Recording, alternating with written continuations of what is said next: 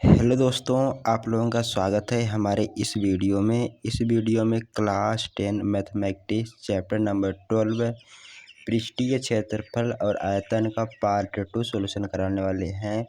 अगर आप क्लास 10 में तो वीडियो आपके लिए काफ़ी इम्पॉर्टेंट है। एग्ज़ाम से पहले इसे ज़रूर देख कर जाएँ। गारंटी है कि इसी में से आपके क्वेश्चन आएंगे। तो चलिए बिना देरी किए हुए वीडियो को शुरू करते हैं। हम लोगों ने पार्ट 1 में इसके कुछ कॉन्सेप्ट और कुछ प्रश्न को डिस्कस किया था। तो हमारा अगला क्वेश्चन 7वां क्वेश्चन है कि चांदी के एक बेलन की ऊंचाई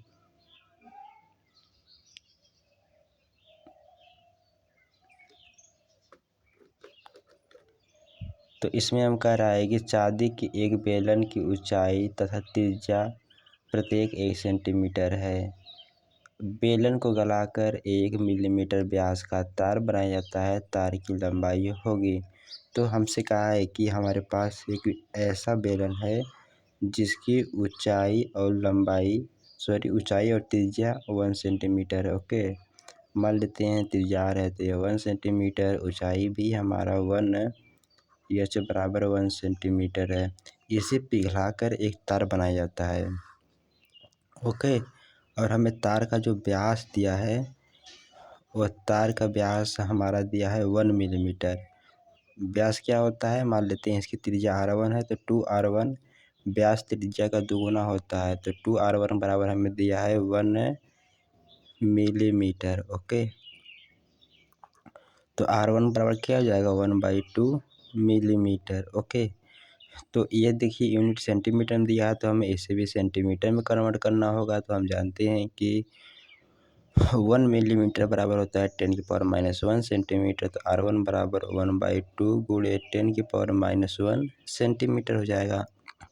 यानी कि त्रिज्या हमारा यहाँ सॉल्व करेंगे तो 1/20 सेंटीमीटर आ जाएगा। ओके, तो त्रिज्या हमें 1/20 सेंटीमीटर दिया है। यह बेलनाकार होगा। बेलन का जो हमारा तार बनाएंगे वह बेलनाकार होगा जिसकी त्रिज्या 1/2 सेंटीमीटर, इसकी हाइट h1 मान लेंगे। तो हमें इस बेलन का आयतन आपस में बराबर होना चाहिए। ओके, तो क्या हो जाएगा, इस चांदी के तार का आयतन हमारा हो जाएगा, यह बेलन होगा, बेलन का आयतन होता है πr²h। ओके, πr²h यह बराबर होना चाहिए तार के आयतन के बराबर। तो तार बेलनाकार है, बेलन का आयतन होता है πr²h। तो त्रिज्या r1 है तो r1 का वर्ग इंटू h1 हो जाएगा। अब यहाँ से इसका मान पुट कर दीजिए तो पाई गुणे r1 तो 1 है, r तो 1 है, 1 का वर्ग इंटू ऊंचाई भी 1 है बराबर में पाई गुणे r1 का मान हमें यहाँ से फाइंड ही हुआ कि यह 1/20 है। तो 1/20 का वर्ग हो जाएगा इंटू एच। तो हमें एच क्या है, तार की लंबाई है जो हमें ज्ञात करना है, तार की लंबाई। अब यहाँ से इसे सॉल्व करिए, देख ले सकते हैं पाई से कट गया, एक का वर्ग 1 ही होगा, 1 का मल्टीप्लाई किससे क्या करते हैं 1 ही आ जाएगा। तो 1 बराबर आ जाएगा 1/20 का वर्ग हमारा हो जाएगा 400। तो 400 इंटू h1। तो यहाँ से हमारा h1 बराबर आ गया 400 सेंटीमीटर। ओके, हमारा जो भी यूनिट था सेंटीमीटर में था तो हमारा तार की लंबाई 400 सेंटीमीटर आ गया। अब यहाँ पर विकल्प में देख रहे हैं 40 सेंटीमीटर है, 4 मीटर है, तो हमें यूनिट मीटर में भी दिया है। तो हम जानते हैं कि 100 सेंटीमीटर बराबर होता है 1 मीटर। तो यहाँ से 100 डिवाइड कर दीजिए तो h1 बराबर हो जाएगा 400/100 मीटर में हो जाएगा, ये कट जाएगा। तो यहाँ से हमारा 4 मीटर हो जाएगा तार की लंबाई। ओके, तो हमारा तार की लंबाई है 4 मीटर। तो हमारा राइट आंसर हो जाएगा B is a correct. Okay, तो ये क्वेश्चन आपको समझ में आया होगा। ये क्वेश्चन काफ़ी इम्पॉर्टेंट है, आपके एग्जाम में आ सकता है, प्रैक्टिस करके जाइए। तो चलिए बढ़ते हैं अगले क्वेश्चन पर। हमारा अगला क्वेश्चन है कि एक रोलर का व्यास 2.4 मीटर है। ओके, हमारे पास एक रोलर है। रोलर कैसा होता है, बेलनाकार होता है। यानी कि हमारा यह मान लेते हैं रोलर है। तो इसका व्यास हमें दिया है, इसका हमें व्यास दिया है 2.4 सेंटीमीटर है। ओके, 2.4 सेंटीमीटर ये पूरा व्यास है। तो त्रिज्या r बराबर हमारा हो जाएगा, कितना हो जाएगा, व्यास त्रिज्या का दुगुना होता है तो इसका आधा कर देंगे, 2.4/2 बराबर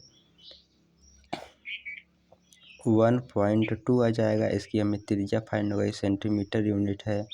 अब कह रहा है कि इसकी लंबाई 1.6 मीटर है और इसकी लंबाई है 1.68 मीटर है। ओके, सॉरी हमारा यह भी मीटर में दिया था और यह भी मीटर में है। अब कह रहा है कि यदि यदि एक मैदान को समतल करने में 100 चक्कर लगाता 1000 चक्कर लगाता है तो मैदान का क्षेत्रफल होगा। देखिए, इस क्वेश्चन को सॉल्व करने के लिए हम जानते हैं कि हमारा जो बेलन है, बेलन यदि एक बार घूमता है तो इसके पृष्ठीय क्षेत्रफल के बराबर ही वह क्षेत्रफल को कवर करेगा। तो बेलन का पृष्ठीय क्षेत्रफल होता है 2πr/h। तो 2πr/h, ये तो एक चक्कर घूमने पर जितना क्षेत्रफल लगाया, ये हमारे पास तो 2πr आ चुका है। इन्हें मल्टीप्लाई करना पड़ेगा, 100 चक्कर लगाता है तो 100 से, ओके सॉरी 1000 चक्कर लगाता है यानी कि 1000 चक्कर लगाता है तो 1000 से मल्टीप्लाई करना पड़ेगा हमें मैदान का क्षेत्रफल ज्ञात करने के लिए। तो सिंपल इसमें मान पुट कर दीजिए तो हमारा यह 2 हो जाएगा। क्वेश्चन पाई में नहीं दिया गया है तो पाई का मान हम रख देते हैं 22/7 गुणे त्रिज्या, तो हमें फाइंड ही हो गया कि 1.2 हो गया। और इसके बाद हमारा जो ऊंचाई तो दिया ही है कि यह 1 गुणे 1.68 है, गुणे में 1000 है। इससे मल्टीप्लाई इसे काट दीजिए तो यहाँ पर 7 दूना होता गया 14 और बच गया हमारे पास 2, तो 7 चौका 28 हो गया। तो यहाँ यानी कि 4 आ गया, 2 अंक पे दशमलव है, 2 अंक पे दशमलव लगा देंगे। ओके, अब इन्हीं का आपस में मल्टीप्लाई कर दीजिए तो हमारा राइट आंसर आ जाएगा। तो 12 दूना हो गया 24, तो यह 2.4 गुणे इसका मल्टीप्लाई मैंने इसमें कर दिया इंटू 22 इंटू 0.24 गुणे 1000। जब इसका मल्टीप्लाई करेंगे तो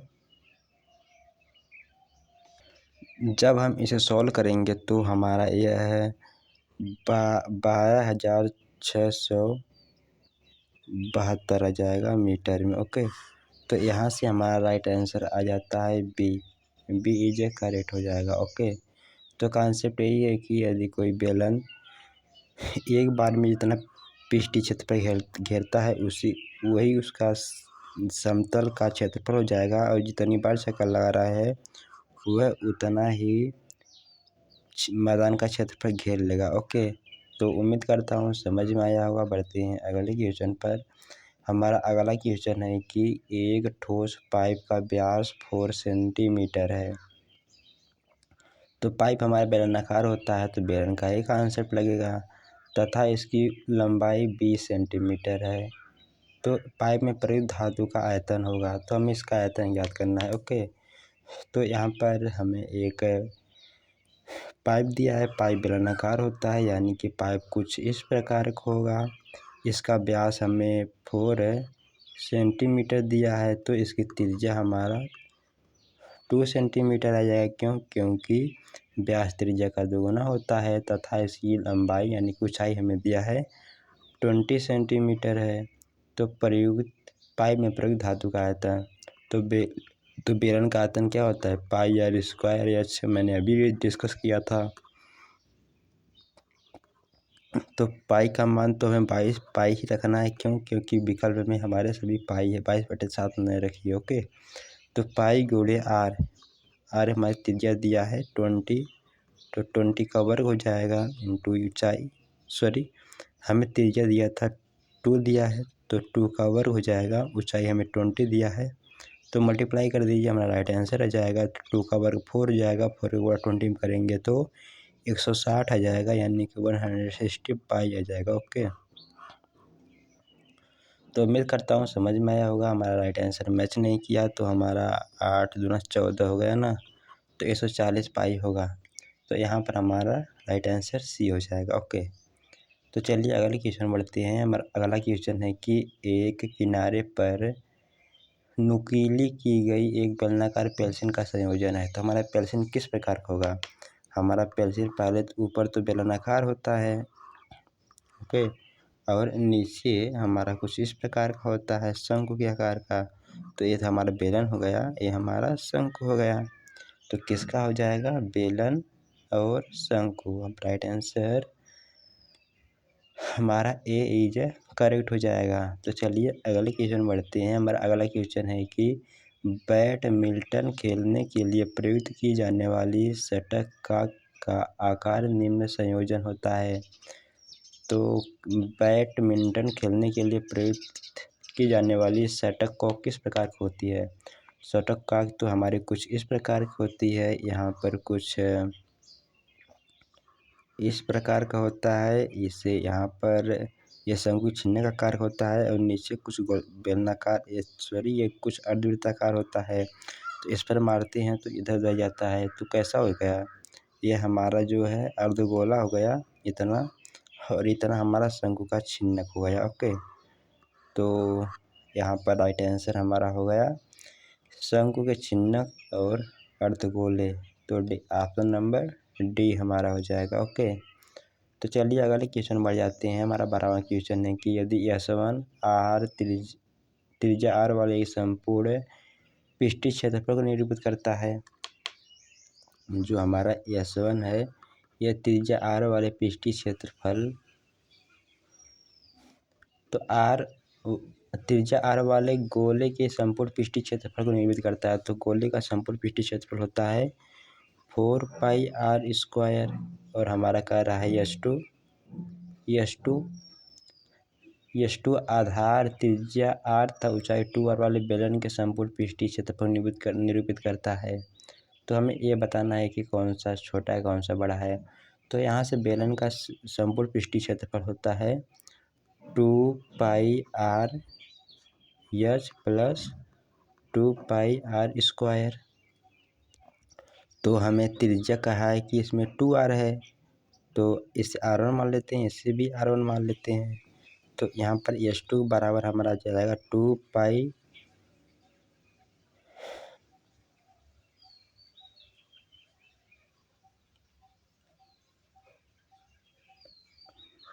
S2 आधार त्रिज्या r तथा त्रिज्या तो r है, ऊंचाई 2r है। ओके, तो त्रिज्या तो हम r ही मान लेते हैं, ऊंचाई h1 मान लेते हैं। ओके, तो ये r ही हो जाएगा, ऊंचाई का स्थान पर हम 2r रख देंगे। ओके, 2r प्लस यह 2πr² हो जाएगा। तो इसे सॉल्व कर दीजिए, हमारा 2 का गुणा इसमें करेंगे तो r² हो जाएगा। तो यह 4πr² प्लस 2πr², यहाँ पर देख रहे हैं S1 है 4πr², यहाँ पर भी 4πr² है, परंतु इसमें 2πr² ऐड है। तो यहाँ से क्या होगा, S2 ग्रेटर देन है S1 के पृष्ठीय क्षेत्रफल के। तो यहाँ पर सिंपली प्रूव हो जाता है कि आपस में बराबर नहीं है, S2 ग्रेटर देन है S1 से, या फिर आप इस प्रकार लिख सकते हैं S1 लेस देन है S2 से। तो यहाँ पर राइट आंसर हमारा बी हो जाता है। उम्मीद करता हूँ समझ में आया हुआ। बढ़ते हैं अगले क्वेश्चन पर। यहाँ पर अगर सूत्र आपको पता है, सूत्र आपको सब याद है, गोले का पृष्ठीय क्षेत्रफल, बेलन का पृष्ठीय क्षेत्रफल, तो बड़ी आसानी से इस क्वेश्चन को सॉल्व कर सकते हैं। तो चलिए अगले क्वेश्चन बढ़ जाते हैं। हमारा 13वां क्वेश्चन है कि 4.2 सेंटीमीटर किनारे वाले घन से काटे जा सकने वाले सबसे बड़े लंबवृत्तीय शंकु का आयतन सेंटीमीटर में है। तो हमें लंबवृत्तीय शंकु का आयतन ज्ञात करना है। ओके, तो हमारे पास एक घन दिया है जिसकी भुजा 4.2 सेंटीमीटर है। तो हमारा घन किस प्रकार का होता है, हमारा घन कुछ इस प्रकार का होता है जिसमें लंबाई चौड़ाई ऊंचाई तीनों आपस में बराबर होती हैं। तो चलिए घन एक बना लेते हैं।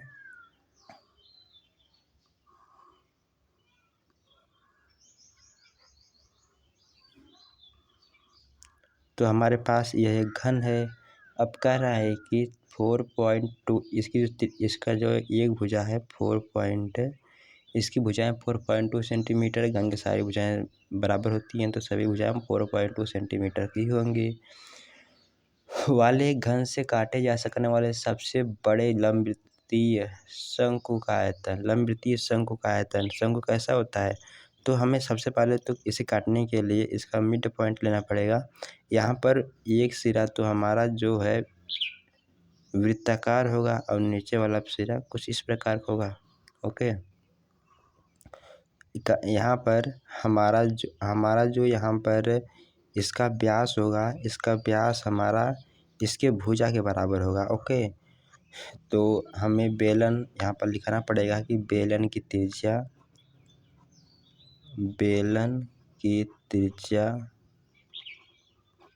ओके, बेलन की त्रिज्या हमारी क्या हो जाएगी? बेलन की त्रिज्या हमारी भुजा की आधी हो जाएगी। ओके, तो यहाँ 4.2/2 हो जाएगा बराबर है हमारा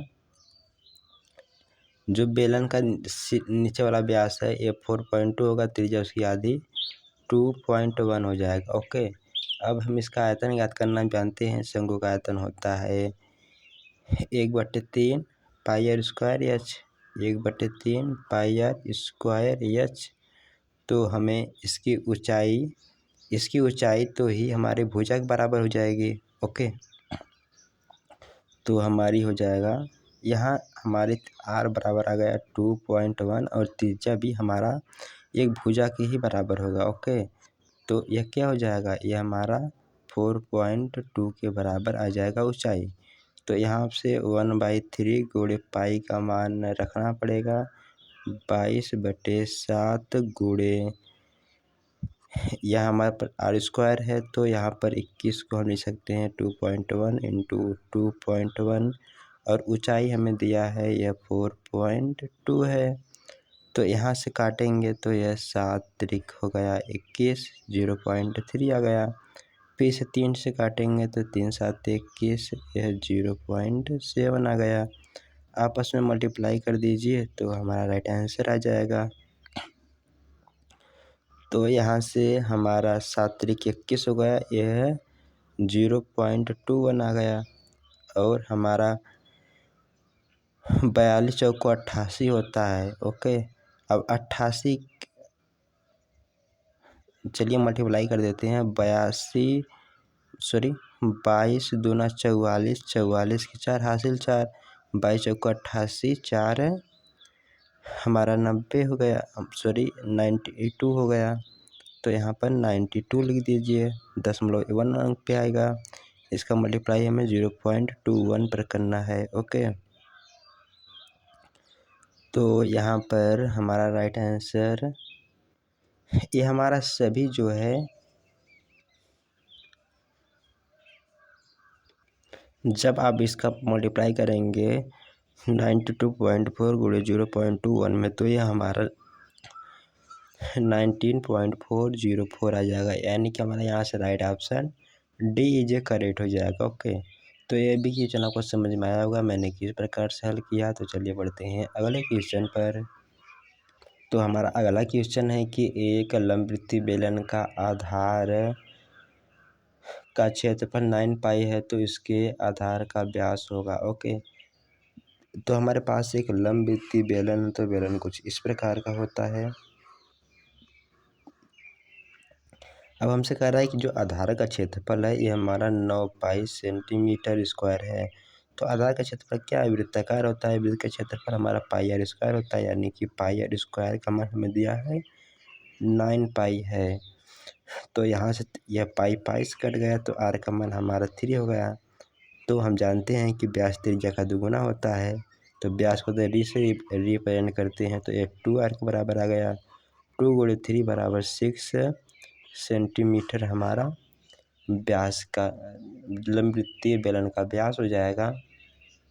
यानी कि आधार का व्यास हमारा यहाँ पर 6 सेंटीमीटर आ गया। ओके, तो डी इज करेक्ट हो गया। तो ये भी उम्मीद करता हूँ समझ में आया होगा। बढ़ते हैं अगले क्वेश्चन पर। तो हमारा अगला क्वेश्चन है कि 1/2 सेंटीमीटर व्यास वाले किसी छोटे अर्धगोले का संपूर्ण पृष्ठीय क्षेत्रफल पूछा है। तो हमारा किसी अर्धगोले का संपूर्ण पृष्ठीय क्षेत्रफल टोटल सरफेस एरिया बराबर होता है 3πr²। तो अर्धगोला कुछ इस प्रकार का होता है। तो सबसे पहले हम नीचे का हमारा जो अर्धगोला आधा होगा तो इसका पृष्ठीय क्षेत्रफल 2πr² होता है, और ऊपर में हमारा ये भाग वृत्ताकार हो जाता है तो इसका क्षेत्रफल πr² होता है। तो इसे भी ऐड कर लेंगे तो 3πr² हो जाता है। तो हमें इसमें त्रिज्या का मान 1/2 सेंटीमीटर दिया है, तो इसे हम पुट कर देते हैं। तो 3 × पाई × 1/2 का वर्ग हो जाएगा, तो बराबर इसका वर्ग 4 हो जाएगा, तो यह 3/4 पाई आ जाएगा। ओके, क्षेत्रफल होता है यूनिट सेंटीमीटर स्क्वायर, तो 3/4 है।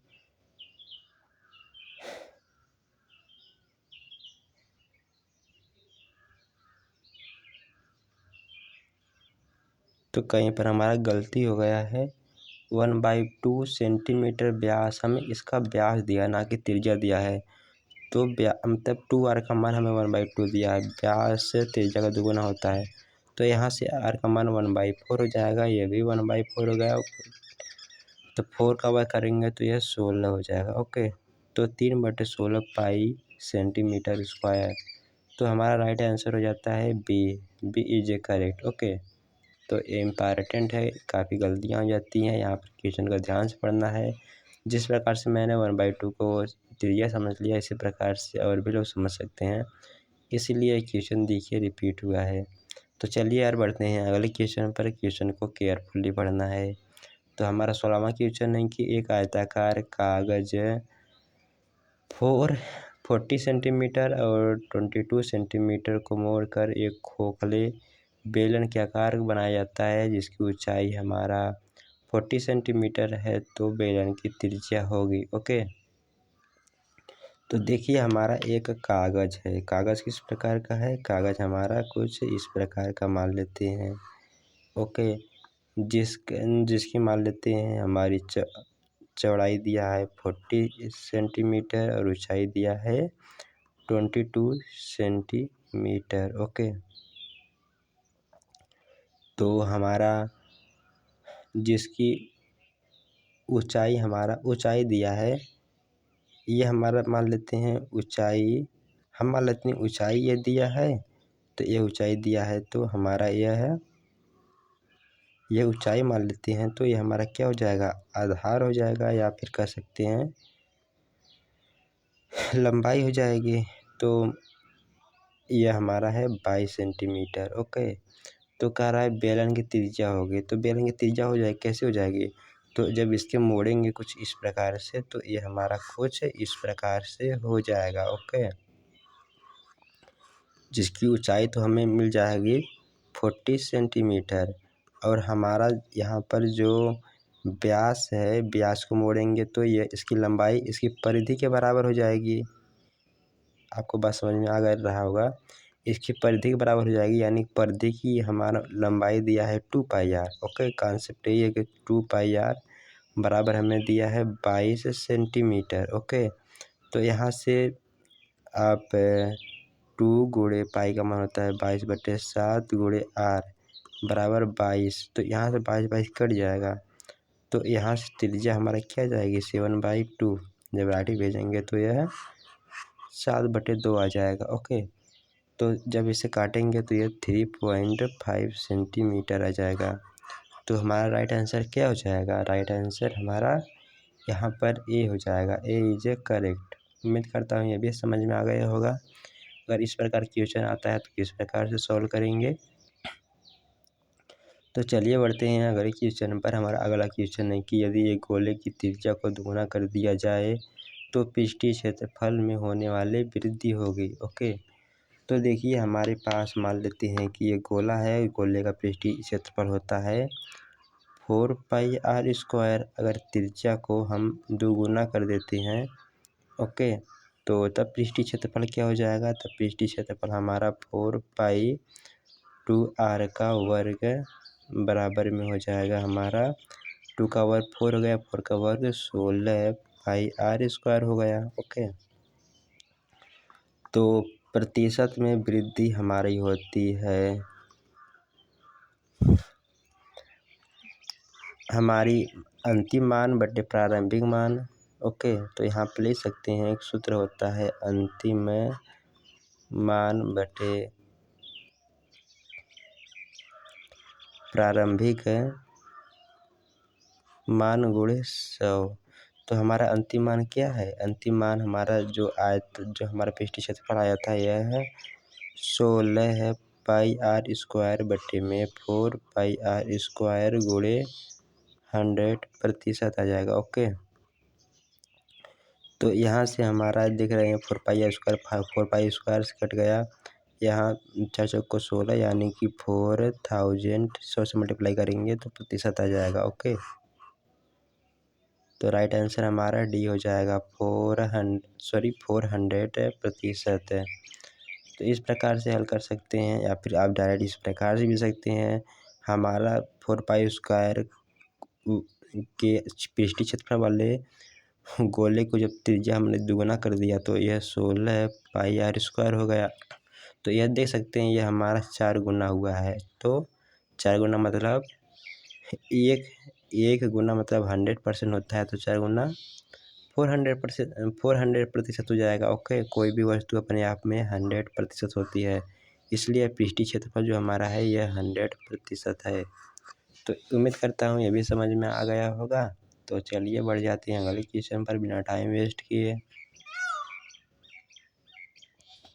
तो हमारा अगला क्वेश्चन है कि यदि दो गोले के आयतनों का अनुपात हमें दिया है 27:64 है तो इनके पृष्ठीय क्षेत्रफलों का अनुपात होगा। ओके, तो दो गोला है उनका हमें आयतनों का अनुपात दिया है। तो हम जानते हैं कि मान लेते हैं पहले गोले का आयतन R1, पहले गोले की त्रिज्या R1 है, दूसरे गोले की त्रिज्या R2 है। तो इनके आयतन होता है 4/3 पाई R क्यूब। अब पहले गोले का R1 माना है तो इसका R1 का क्यूब हो जाएगा बटे में दूसरे गोले का आयतन, तो दूसरे गोले का आयतन हो जाएगा 4/3 पाई R क्यूब। त्रिज्या मैंने R2 माना था तो R2 हो जाएगा। ओके, तो इसका अनुपात हमें दिया है कि 27:64 है। तो यहाँ देख सकते हैं 3 पाई कांस्टेंट आपस में कट जाएंगे, तो यहाँ पर R1 अनुपात R2 का अनुपात दोनों पक्षों में क्यूब रूट लेंगे तो यह 3/4 के बराबर आ जाएगा। अब पृष्ठीय क्षेत्रफल का अनुपात हमसे पूछा, हम जानते हैं कि गोले का पृष्ठीय क्षेत्रफल होता है 4 पाई आर स्क्वायर बटे में 4 पाई आर स्क्वायर। पहले गोले का पृष्ठीय क्षेत्रफल या दूसरे गोले का पृष्ठीय क्षेत्रफल यह भी 4 पाई से कट जाएगा, तो यह R1 बटे R2 आ गया का वर्ग हो जाएगा। तो R1 बटे R2 का अनुपात हमें 3:4 दिया है, तो 3/4 का वर्ग हो जाएगा यानी कि 9:16 हो जाएगा। ओके, तो ये भी क्वेश्चन समझ में आ गया होगा। राइट आंसर हमारा ए हो जाएगा, ए इज करेक्ट हो जाएगा। ओके, तो चलिए बढ़ जाते हैं अगले क्वेश्चन पर बिना टाइम वेस्ट किए। हमारा अगला क्वेश्चन है कि अगर 45 सेंटीमीटर ऊंचाई 4 सेंटीमीटर व्यास वाले धात्विक ठोस को पिघलाकर बनाए गए 6 सेंटीमीटर व्यास वाले गोले की संख्या होगी। ओके, तो सिंपली यहाँ पर हम क्या करेंगे, सबसे पहले तो 45 सेंटीमीटर ऊंचाई और 4 सेंटीमीटर व्यास वाले धात्विक ठोस का आयतन ज्ञात करेंगे। ओके, अब हमें बनाना है 6 सेंटीमीटर व्यास वाले गोलों की संख्या, तो इसके आयतन से हम डिवाइड कर देंगे। ओके, तो यही कॉन्सेप्ट है। तो सबसे पहले तो हम बेलन का आयतन देख लेते हैं। यहाँ पर बेलन की ऊंचाई इससे बराबर हमें 45 सेंटीमीटर दिया है और हमारी त्रिज्या 2r बराबर 4 है। तो यहाँ से हमारी त्रिज्या r बराबर 2 सेंटीमीटर आ जाएगी। व्यास से हमारा दिया है 4 सेंटीमीटर है, तो व्यास त्रिज्या का दुगुना होता है, तो 2r बराबर 4 हो जाएगा। यहाँ से त्रिज्या हमारी 2 हो जाएगी।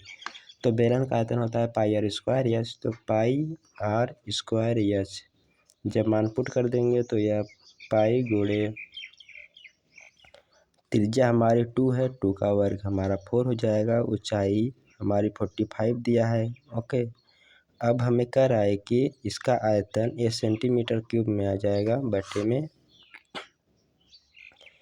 अब हमें वह 6 सेंटीमीटर व्यास वाले गोलों की संख्या, तो गोले का आयतन क्या हो जाएगा, गोले की त्रिज्या क्या हो जाएगी, व्यास 6 दिया है तो त्रिज्या 3 हो जाएगी, 3 सेंटीमीटर। तो अब इसके हम गोले के आयतन से इसमें डिवाइड करेंगे तो हमारा गोलों ठोस गोलों की संख्या आ जाएगी। तो गोले का आयतन होता है 4/3 पाई आर क्यूब। त्रिज्या हमें 3 दिया है तो 3 का वर्ग हो जाएगा। सिंपल इसे काट दीजिए। यहाँ पर 3 से कट गया, 4 से कट गया और 3 कर्नब 3 5 15 से कट गया। सॉरी, यहाँ पर यह 3 ऊपर मल्टीप्लाई में चला जाएगा, कटेगा नहीं। ओके, तो 3 मल्टीप्लाई में चला गया। तो यहाँ पर देख रहे हैं मैंने ये इसका वर्ग है तो एक 3 से काट दिया तो 15 आ गया और एक 3 इससे काट दिया तो एक कट गया और यहाँ से पाई कट गया। तो हमारा राइट आंसर क्या आ गया, हमारा राइट आंसर 4 × 15 आ जाएगा। ओके, यहाँ पर हमारा गोले का आयतन 4/3 पाई आर क्यूब होता था तो एक 3 बचा है तो एक क्या हो जाएगा, 3 5 15 5 चौको 20। तो हमारा पास